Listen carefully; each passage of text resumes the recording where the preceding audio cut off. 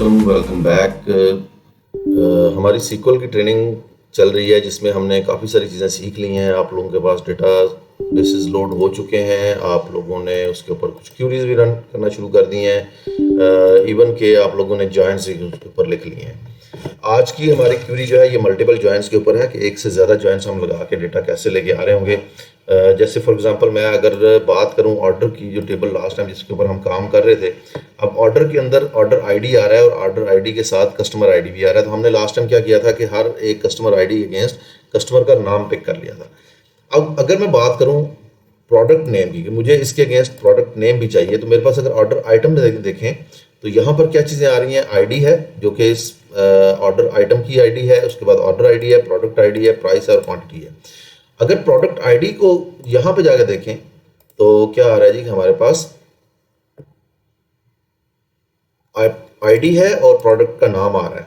Sorry, मैं messages में चला गया। उसके बाद सप्लायर आईडी है, यूनिट प्राइस है। तो हर एक टेबल दूसरे टेबल के साथ लिंक्ड है। अब हमने क्या करना है कि सबसे पहले ऑर्डर के अंदर प्रोडक्ट आईडी लेके आनी है। प्रोडक्ट आईडी कहाँ से आएगी? ऑर्डर के अंदर ऑर्डर आइटम से, और ऑर्डर आइटम के अंदर जब प्रोडक्ट आईडी आ जाएगी तो डेफिनेटली उसको हम यहाँ पे on the basis of order ID order item से ऑर्डर में ले आएंगे और प्रोडक्ट का नाम यहाँ से उठा के ले आएंगे। कैसे होगा अभी ये मैं आपको करके भी दिखा देता हूँ। सबसे पहले हम जाएंगे अपने ऑर्डर टेबल के ऊपर और ऑर्डर टेबल को आपने सिंपली यहाँ पे डायरेक्ट डाल देना है ताकि सारा कुछ हमारे पास आ जाए। और इस टेबल का नाम हम रख देते हैं टैब 1 और इसके ऊपर हम लगा लेते हैं जी left join.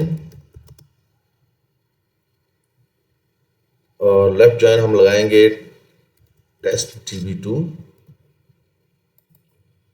Dot dbo dot order item. On किसके ऊपर लगाना है? हमारे पास कॉलम का नाम है टैब 1। अच्छा, इसका नाम हम टैब 2 रख देते हैं। Tab 2 tab 1 dot ID is equal to tab 2 dot order ID. अब जहां पर ये दोनों आपस में मैच कर रहे होंगे सिर्फ उसका डेटा तमाम का तमाम उठा लो। अब देखें हमारे पास यहाँ पर प्रोडक्ट आईडी भी आ गई है। अब इसी प्रोडक्ट आईडी की बेस के ऊपर अगेन हम एक और लेफ्ट जॉइन लगा लेते हैं। Left join test db2 dot test db2 dot dbo dot हमारे पास अब आ गया प्रोडक्ट का टेबल और इसका नाम रख देते हैं PR। अब हमारे पास क्या होगा जी टैब 2 डॉट, यहां पर हमने टैब 2 डॉट से लेकर है product ID. Product ID sorry, इसमें एक चीज हम मिस कर गए हैं, वो है on tab 2 product ID is equal to PR dot, यहां पर आईडी सिर्फ जो है ये होगा।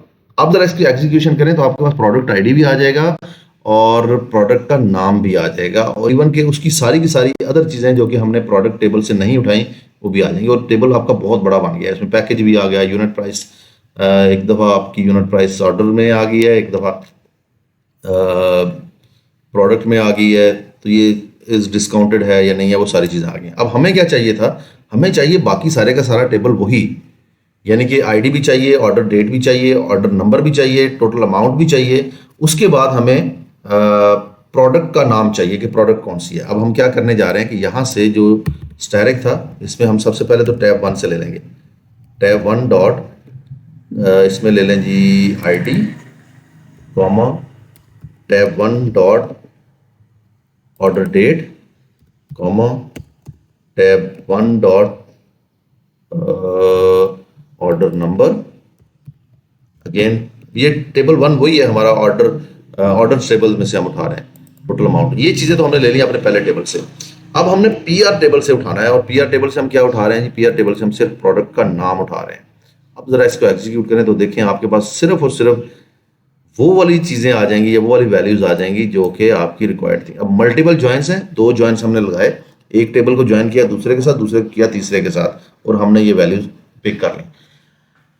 इसी तरह से आप कस्टमर का भी डेटा इसी के अंदर लेके आ सकते हैं। कस्टमर का नाम भी अगर आप चाहें तो कस्टमर का नाम भी आपके हर ऑर्डर के अगेंस्ट आ सकता है, और उसके लिए आपको क्या करना है, एक और जॉइन लगाना है। ये आपकी असाइनमेंट है, एक और जॉइन लगाएंगे। अब आप कस्टमर टेबल के ऊपर जॉइन लगाएंगे और इस जॉइन के साथ आप कस्टमर का नाम पिक करेंगे। सोल्यूशन अगली वीडियो में है, लेकिन आपने ये करके लेके आना है, उससे पहले पहले जरूर कर लेना। अगली वीडियो के आने का इंतजार ना कीजिएगा कि कैसे लगा था, खुद से प्रैक्टिस कीजिएगा। जज़ाकल्लाह।